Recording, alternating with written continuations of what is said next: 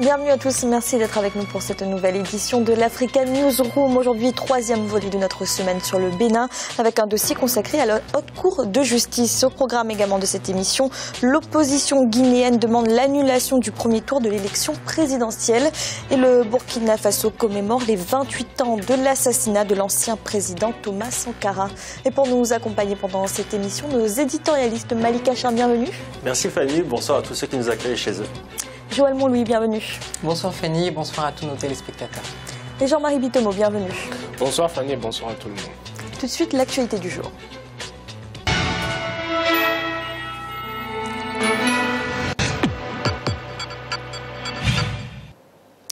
L'opposition guinéenne demande l'annulation du premier tour du scrutin présidentiel qui a eu lieu ce dimanche. Le chef de file de cette opposition, Cellou Dalein Diallo, et 6 autres candidats à cette élection ont annoncé ce lundi, au cours d'une conférence de presse, leur intention de rejeter les résultats. Deogracias Podo. La Guinée sous tension depuis le scrutin du 11 octobre 2015. Réclamant l'annulation du premier tour de la présidentielle avant même la fin des opérations de dépouillement, l'opposition brandit désormais la menace de manifestations dans les rues de Conakry, la capitale. Cellou Dalein Diallo et les 6 autres adversaires du président Alpha Condé évoquent un certain nombre d'irrégularités le long du processus électoral. Le scrutin, ça a été une mascarade. Une fraude massive qui a organisé toute la journée et qui continue aujourd'hui au niveau des commissions administratives de centralisation de vote. Nous ne pouvons pas vraiment accepter ce scrutin-là. Nous demandons son annulation et nous ne reconnaîtrons pas les résultats qui vont être issus de ces élections. Des retards, un manque de matériel, des électeurs ne possédant pas de cartes, des listes sans ordre alphabétique ou numérique, l'opposition guinéenne en appelle surtout à la responsabilité de la commission électorale. L'institution dispose de 72 heures à partir de la réception du dernier procès-verbal du scrutin pour annoncer les résultats provisoires. Ces dernières devraient refléter la volonté du peuple guinéen et pour ce faire, dans le camp du président Alpha Condé, l'on est plutôt confiant. Les élections se sont passées globalement à 99% dans la paix, dans la quiétude sociale. Tous les électeurs qui se sont rendus aux urnes ont pu voter. Les candidats avaient leur représentation au niveau des bureaux de vote. Et ensuite, la sécurisation du vote s'est effectuée convenablement. Les décomptes qui sont en train d'être publiés sont tout à fait fiables. Personnellement, je ne vois aucun argument qui plaide en faveur d'une annulation quelconque. Nous avons vécu des élections apaisées, régulières. C'est vraiment un acquis démocratique. Et nous sommes heureux de constater cela. Mardi 13 octobre 2015, les observateurs internationaux ont également présenté leurs rapports finaux. Que ce soit du côté de l'Union africaine ou des autres institutions d'intégration, tous ont été unanimes. Le scrutin du 11 octobre s'est déroulé dans le calme avec de nombreux dysfonctionnements observés dans les bureaux de vote. Le secrétaire général de l'ONU, Ban Ki-moon, a exhorté les différentes forces politiques à éviter un nouveau cycle de violence. Malik, l'opposition guinéenne demande l'annulation du scrutin et parle de fraude avant même la publication des résultats. Est-ce que ce n'est pas prématuré ? Je pense que c'est prématuré et je pense que le boycott d'un scrutin, et là présidentiel en l'occurrence, fait toujours le jeu du pouvoir. Je pense que l'opposition a cette responsabilité de participer à l'élection présidentielle. Là, pour le cas de la Guinée, on a eu une opposition qui n'a pas été, je pense, très responsable. Il y a eu des négociations avec le pouvoir, il y a eu un accord le 20 août sur les personnes qui devaient siéger pour tracer justement, pour constituer le fichier électoral, pour qu'il soit, pour éviter les doublons, pour qu'il soit bien constitué. Il y a eu tout ce processus de réunion et là vous avez encore une opposition qui appelle à manifester dans la rue. Je ne dis pas que le pouvoir a été ouvert tout le temps et disposé à la négociation, mais là vous avez encore une opposition qui passe par la rue, qui fait la pression de la rue et je pense que c'est une mauvaise chose. On a vu ce que ça a donné précédemment. Il y a eu des morts à Conakry, dans d'autres localités du pays, à cause justement de tensions entre l'opposition et le pouvoir. Donc je pense qu'il faut calmer les choses. Je pense qu'il faut attendre la publication des résultats. Dans les centres de vote, il y a des représentants de chaque parti, normalement, qui concourent à l'élection présidentielle. Je pense qu'il faut avoir un peu plus de temps avant d'entamer un recours ou autre protestation qui soit. Joël, que pensez-vous de cette stratégie de l'opposition guinéenne ? Je pense que l'opposition guinéenne reste dans sa démarche, qui consistait bien avant les élections, donc plusieurs mois auparavant, à contester le personnel communal, à, dès ce moment, porter la crainte des fraudes massives. Donc là, l'opposition garde sa ligne directrice qui a toujours été la sienne et qui crie entre guillemets au loup avant même que les résultats soient arrivés. Donc effectivement, ça paraît quand même assez étonnant, d'autant que, et là il en va de leur responsabilité, le risque d'embrasement est assez présent.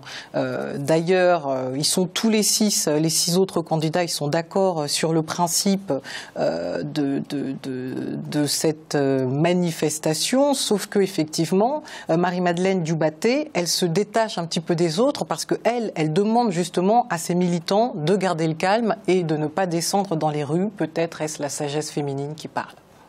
Jean-Marie, alors qu'est-ce qui se profile pour l'opposition? Que peut-elle faire aujourd'hui, à part passer par les manifestations et par la rue, par des recours devant la justice? Vous avez déjà un précédent, si vous voulez, en Guinée, tout simplement. Pourquoi? Parce qu'il ne faut pas oublier la situation de 2010. C'est vrai qu'on commente aussi factuellement aujourd'hui ce qui se passe. En 2010, la plupart des observateurs internationaux, à l'époque, avaient reconnu que le candidat malheureux aujourd'hui, parce qu'ils étaient restés deux, vous aviez Alpha Condé et vous avez Salou Diallo qui était en course. Normalement, vous avez ce qu'on appelle, si vous voulez, chez nous en Afrique, les équilibres régionaux. Dans ces équilibres régionaux-là, il est apparu, si vous voulez, lors du scrutin de 2010, que le candidat, c'est-à-dire M. Seliou, avait été, comment dirais-je, plus ou moins volé, d'après ce qu'ils disent. Tout simplement pourquoi maintenant, si on se met à faire de la géographie électorale et regarder en poids démographique, ça voudrait dire quoi? C'est-à-dire vous avez, par exemple, le président actuel qui, puisque c'est une constante chez nous en Afrique, dans la mesure où le vote reste encore très très ethnique, il ne faut pas l'oublier. Donc à partir de là, vous avez un précédent sur lequel s'appuient les candidats de l'opposition d'aujourd'hui. Bon, je ne veux pas mettre de l'huile sur le feu. Tout ce que je pourrais souhaiter là-dessus, c'est qu'on puisse avoir un dénouement. Mais ce dénouement-là me paraît mal parti, tout simplement. Pourquoi? Parce que la Commission électorale nationale indépendante a déjà posé des préalables qui sont les suivants. C'est que toute réclamation venant de l'opposition est irrecevable, ce qui n'est pas bon, si vous voulez, par rapport à un code électoral qui est censé se dérouler avec une transparence, avec une clarté, qui puisse sécuriser tous les candidats. Donc si en amont, vous posez des conditions qui font en sorte que les partis d'en face ne puissent pas réagir, là vous êtes en train de préparer, comment dirais-je, un soulèvement. Merci. Dans l'actualité également, ce 15 octobre, les Burkinabés vont commémorer les 28 ans de l'assassinat de l'ancien président Thomas Sankara.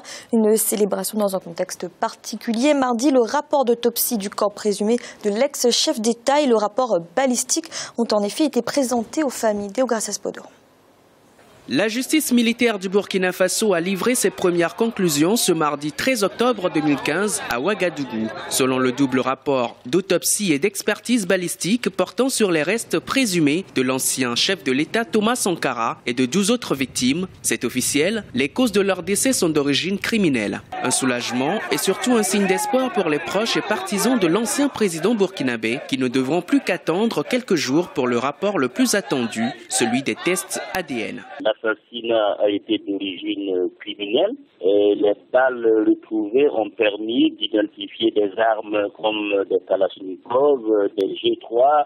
On peut, sans de se tromper, dire que ces résultats donnent des indices qui concordent et qui donnent au juge d'instruction la possibilité d'aller de l'avant dans l'instruction. En attendant bien sûr les tests ADN qui sont promis pour les prochains jours. Dès réception de ces deux rapports, les avocats des familles des victimes pourront durant les 15 jours suivants, s'ils le souhaitent, effectuer des observations et éventuellement solliciter des contre-expertises. Dans tous les cas, la procédure est en cours. Ils sont nombreux à espérer qu'enfin se manifeste la vérité dans cette affaire vieille de 28 ans. Je suis certain que la procédure va certainement indiquer de présumés coupables, de présumés auteurs et même des complices. Ce dossier est une aspiration essentielle à la justice du peuple burkinabé depuis 28 ans. Les résultats ont été donnés à quelques heures de la commémoration du 15 octobre. 4 anniversaire de l'assassinat du président Sankara. Tous les Africains sont très attentifs à ce dossier auquel ils attachent un prix par rapport à la manifestation de la vérité. L'enquête sur la mort de l'ancien dirigeant burkinabé avait été ouverte au mois de mars 2015. À ce jour, près d'une dizaine de personnes ont été inculpées. Parmi elles, figurent des militaires de l'ancien régiment de sécurité présidentielle, l'unité responsable du coup d'État du 17 septembre 2015. Jean-Marie, sous le régime de l'ancien président Blaise Compaoré, la thèse officielle était celle d'une mort naturelle de l'ex-chef d'État Thomas Sankara. Si cela se confirme par rapport au rapport balistique et par rapport ensuite au test ADN, quelles conséquences peut avoir la confirmation de cet assassinat ? C'est la recherche des responsables, si vous voulez, qui ont commis le meurtre à l'égard, si vous voulez, de l'ancien président burkinabé qui était Thomas Sankara. Donc là, pour l'instant, les responsabilités, on en a parlé sur ce plateau. On s'est dit que le coup d'État qui a eu lieu le 17 septembre, ce coup d'État-là, ce n'était pas un coup d'État gratuit, tout simplement, parce qu'il faut se dire que le jour même, quelques jours, je crois que c'était la veille, il y avait le rapport final qui avait été rendu à la famille de Sankara. Donc, les responsables peut-être se sentaient menacés, parce qu'aujourd'hui, parmi les gens qui ont été inculpés, figure le fameux général qui a conduit, si vous voulez, le fameux putsch. Et quand on remonte sur le plan historique, on s'aperçoit que lors de l'assassinat de Thomas Sankara, vous avez la RSP qui était là et Diendéré aujourd'hui qui a été inculpé, si vous voulez, était pratiquement le bras droit de Compaoré dans le camp de Pau, si vous voulez, à l'intérieur du Burkina Faso. Donc si les responsabilités aujourd'hui peuvent être étayées juridiquement avec des dossiers, si vous voulez, relativement peaufinés et des dossiers relativement bien recherchés pour faire ressortir la réalité historique de ce qui s'est passé concernant l'assassinat de Sankara. Donc je pense que c'est vers ça que nous dirigeons maintenant. Et j'espère que je fais confiance au peuple burkinabé parce que bon, c'est un peuple qui est relativement, responsable dans leur prise de décision de tous les événements qu'ils ont vécus ces derniers temps. Donc, moi, tout ce que je souhaite, c'est qu'on puisse, c'est-à-dire faire émerger toutes les responsabilités de toutes les parties prenantes. Malik, d'après vous, est-ce que l'ancien président Blaise Compaoré peut être inquiété dans cette enquête ? Bien sûr, son nom circule depuis longtemps, on le sait. Il n'a pas circulé pendant sa présidence, c'est normal, parce qu'on a voulu mettre une chape de plomb. On a voulu laisser cette histoire de côté sous l'ère Compaoré. On ne parlait pas de Thomas Sankara au Burkina Faso, ou du moins ce n'était pas un sujet abordé par les plus hautes autorités du pays. C'était un dossier qui était mis de côté, et je pense que je ne suis pas, ce n'est pas moi qui vais mener l'enquête, mais je pense que la justice va mener l'enquête et va révéler, je pense, beaucoup de choses. Et c'est normal pour le peuple burkinabé de régler ces questions d'histoire, les questions de mémoire, parce que tant que vous ne réglez pas ces questions historiques, ces questions mémorielles, vous avez des risques de convulsions. Dès qu'il y a eu le départ de Compaoré, il y a eu tout de suite cette question, justement, des conditions de l'assassinat de Thomas Sankara. C'est la preuve que le peuple burkinabé veut éclaircir cette histoire, justement pour rendre compte aussi de ce qui s'est passé. C'est essentiel pour permettre au peuple burkinabé d'avoir un avenir plus serein. Je pense que c'est une question qu'il faut traiter, c'est inévitable. Joël, vous êtes d'accord, c'est important pour le Burkina Faso que cette enquête arrive à son terme? C'est très important. D'ailleurs, le simple fait qu'on soit à la 28e édition de la commémoration de son assassinat montre à quel point le peuple a besoin d'avoir des informations. Et effectivement, je suis tout à fait d'accord avec Malik. Une fois que cette question sera réglée, effectivement, le peuple burkinabé pourra aller de l'avant. Et d'ailleurs, quand on regarde le thème de cette année, c'est 28 ans de résistance. À quand la justice? Donc tout est dit dans le thème de cette commémoration. Et d'ailleurs, il est prévu donc dans les différents événements qu'une partie soit consacrée justement à l'explication du dossier. Notamment, il sera examiné par un collectif de confrères qui est en charge du dossier, dont notamment Maître Stanislas Sankara, dont on a entendu parler, également mon confrère Ambroise Farama. Merci. Nous allons marquer une courte pause. Un instant, la deuxième partie de l'Africa Newsroom. À tout de suite.